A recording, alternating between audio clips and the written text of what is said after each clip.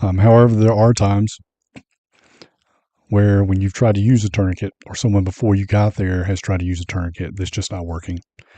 Make sure you go back and you address that again, address it aggressively, and you try to start the arterial bleed as much as you can.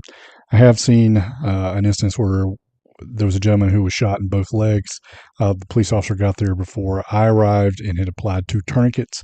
There was just so much blood, copious amounts of blood, and this was the Velcro type.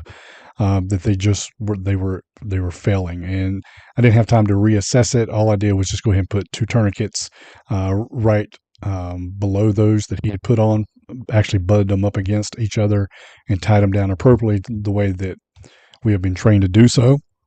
And it seemed to control the bleeding on both of those limbs. And there's a lot of different factors there that come into play. I'm not saying by any means that anybody did anything wrong.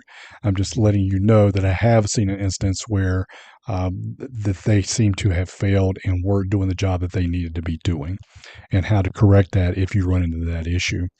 A lot of you carry quick clot, or you carry the quick clot gauze, especially with stab wounds. They can be nasty, just like gunshot wounds. You need to start packing those things as much as you can. Keep packing, packing, and packing, and packing until you can hopefully get a lot of that hemorrhaging to stop. Again, if it's arterial bleed, you definitely want to go to the gold standard, which is going to be what? That tourniquet.